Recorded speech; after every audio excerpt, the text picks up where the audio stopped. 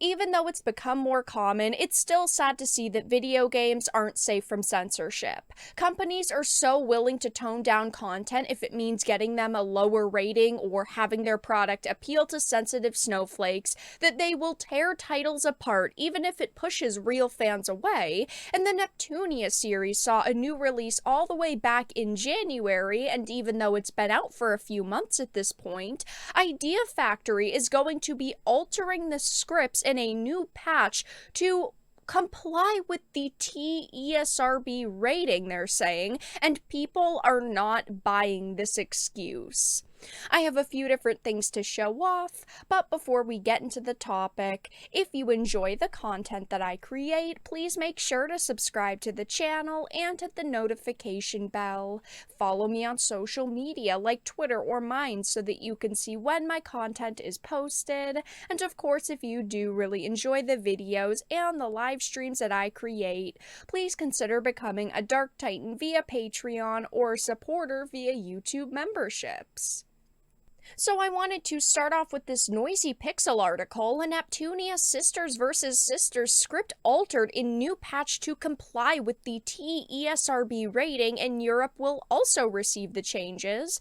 Idea Factory International has announced that the latest localized entry in the Neptunia franchise, Sisters vs. Sisters, has been updated on the PlayStation 4 and 5 in North America to alter several pieces of voiced and unvoiced dialogue to comply with the ESRB rating. These changes will be present in the European release later this month to ensure parity, with the Steam version receiving the patch at an unspecified later date, and there are a ton of changes listed here that I will go into in a minute.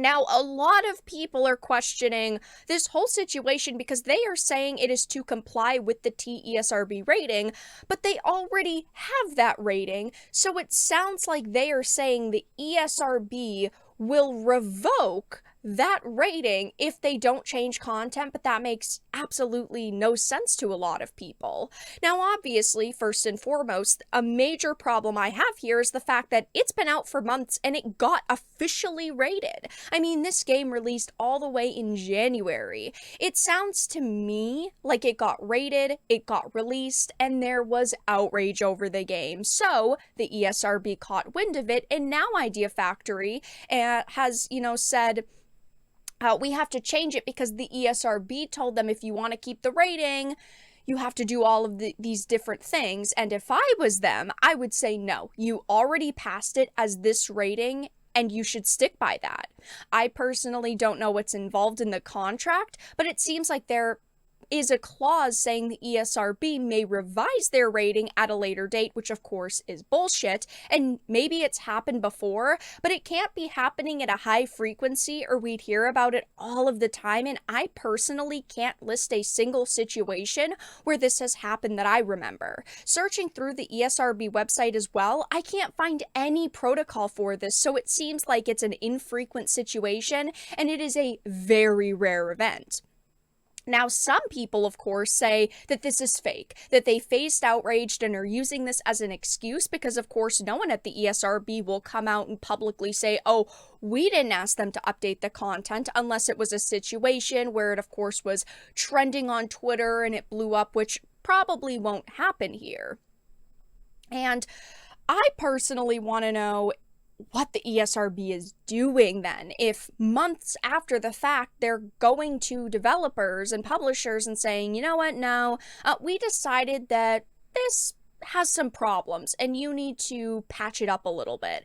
There is a chance going forward that the ESRB will doing this more often. Maybe this is just the first of many games that will face this problem, and if that happens, it means there must be some serious issues behind the scenes, because the ESRB and the way that it has worked has been fine since 1994, and to see it broken now would be pretty serious for the industry as a whole.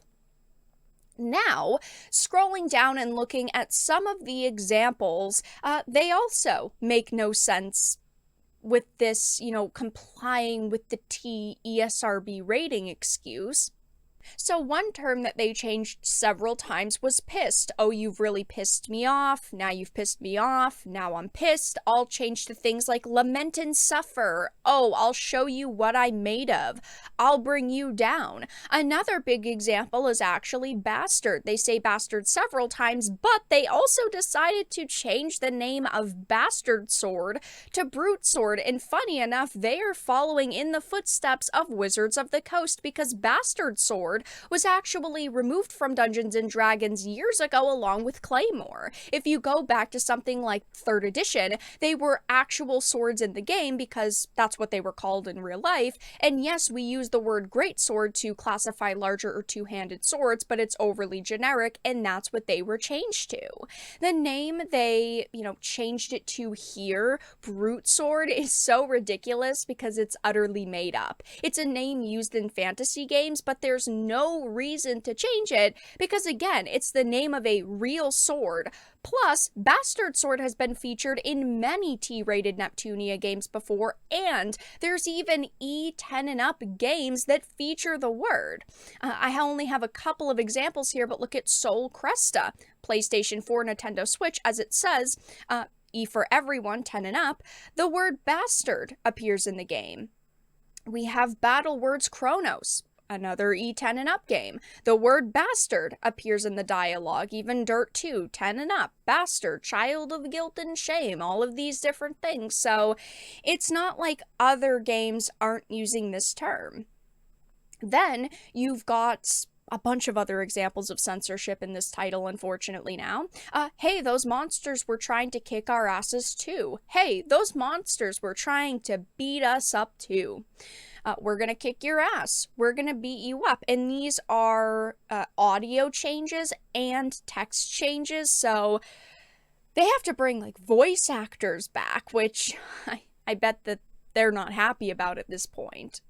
And I do want to say, it's not like I think any dialogue changes should happen, but none of these are even so bad that they needed to be changed. Most of the phrases and terms have been in this series' other games, so it's like they are doing a complete turn here. And maybe that is because of the ESRB, or maybe they faced outrage over this title and they decided, you know what, we're just gonna use this as an excuse. And people on social media are, of course, very upset about the situation. A lot of people are talking about it, saying things like, this is so stupid. Blanc has always used phrases like pissed off. She's the soft-spoken character that turns into a loud, angry, vulgar goddess archetype. If you take that away, you take a lot of her character impact away, which, of course, is very true.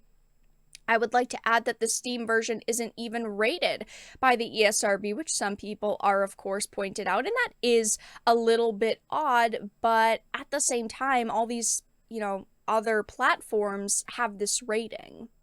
On a censored gaming tweet thread, people are pointing out that, this is a T-rated game. It's not for kids, and it never was or will be for kids. And that's the thing, is even if it did get bumped up to like an M rating, there would still be dedicated fans who would buy this game and support it. And honestly, they'd probably get more support if it got changed, because the ESRB demanded they do that, and they said, no, we're not going to alter our content.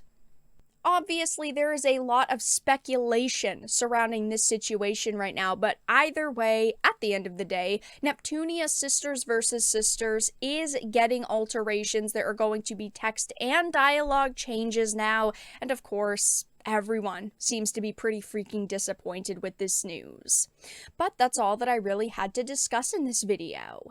Let everyone know your thoughts in the comment section down below. If you enjoyed this and of course found it important and informative, please make sure to give it a like, share it, and subscribe to the channel. And of course, if you didn't, make sure to give it a dislike. I appreciate your support either way, but I will talk to you all again in the next video really soon.